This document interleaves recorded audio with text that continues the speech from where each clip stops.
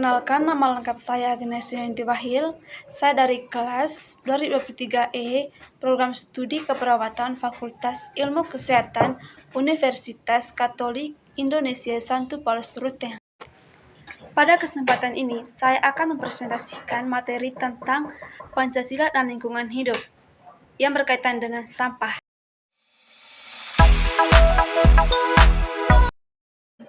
Sampah adalah bahan sisa atau limbah yang dihasilkan dari aktivitas manusia atau alam. Sampah bisa berupa benda padat, cair, atau gas. Sampah bisa dibagi menjadi beberapa jenis, seperti sampah organik yang berasal dari bahan-bahan alami, seperti sisa makanan, daun-daunan, dan kayu. Ada juga sampah anorganik yang berasal dari bahan-bahan buatan manusia seperti plastik, kertas, atau logam. Pengelolaan sampah yang baik sangat penting untuk menjaga kebersihan dan kesehatan lingkungan. Pembuangan sampah yang dilakukan dengan benar dan bertanggung jawab tentu memiliki dampak positif, di antaranya yang pertama, mencegah penyakit. Dengan membuang sampah pada tempatnya, kita bisa mencegah penyebaran penyakit dan disebabkan oleh sampah seperti demam berdarah. Yang kedua, meningkatkan kesehatan lingkungan. Pembuangan sampah yang tepat akan menjaga kualitas tanah, air, dan udara, sehingga lingkungan kita tetap sehat dan bersih.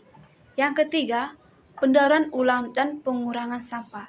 Jika kita membuang sampah sesuai jenisnya, atau misalnya memisahkan sampah organik dan anorganik, ini akan memudahkan proses daur ulang dan composting. Ini bisa mengurangi jumlah sampah yang masuk ke tempat pembuangan akhir dan membantu mengurangi penggunaan sumber daya baru. Jadi, pembuangan sampah yang tepat bukan hanya baik untuk lingkungan, tetapi juga untuk kesehatan dan kenyamanan kita. Pembuangan sampah yang tidak tepat dapat memiliki berbagai dampak negatif, baik bagi lingkungan maupun kesehatan manusia. Berikut beberapa dampaknya. Yang pertama, pencemaran lingkungan. Sampah yang dibuang sembarangan bisa mencemari tanah, air, dan udara. Misalnya, sampah plastik yang dibuang ke laut bisa merusak ekosistem laut dan membahayakan kehidupan laut. Yang kedua, penyakit. Sampah yang menumpuk bisa menjadi tempat berkembang biak bagi berbagai penyakit seperti demam berdarah dan malaria. Yang ketiga, perubahan iklim.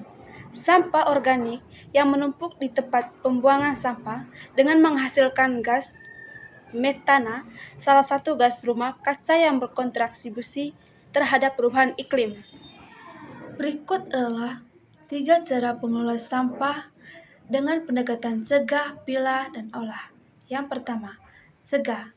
Langkah pertama dalam pengelolaan sampah adalah mencegah terjadinya sampah yang berlebihan. Sampah yang berlebihan, kamu bisa memulai dengan mengurangi penggunaan barang-barang sekali pakai seperti kantong plastik, botol air minum, dan peralatan makanan sekali pakai. Pada tas belanja sendiri, gunakan botol minum yang dapat diisi ulang dan hindari membeli produk dengan kemasan berlebihan. Yang kedua, pilah. Setelah mengurangi sampah yang dihasilkan, langkah selanjutnya adalah memilih sampah. Pisahkan sampah menjadi kategori yang berbeda seperti sampah organik atau sisa makanan, daun, dan lain-lain. Sampah kertas, plastik, logam, dan kaca. Dengan memilih sampah, kamu memudahkan proses daur ulang dan pengelolaan lebih lanjut. Yang ketiga, olah. Setelah memilih sampah, langkah terakhir adalah mengolahnya. Sampah organik dapat diolah menjadi kompos melalui proses pengomposan. Komposan ini bisa digunakan sebagai pupuk alami untuk taman. Sementara itu, sampah non-organik seperti kertas, plastik, logam, dan kaca dapat diolah melalui proses daur ulang. Pastikan untuk mengirimkan sampah yang sudah dipilih ke tempat pengelolaan yang sesuai. Oke, itu saja materi dari saya tentang Pancasila dan lingkungan hidup yang bertema tentang sampah. Semoga bermanfaat. Sekian dan terima kasih.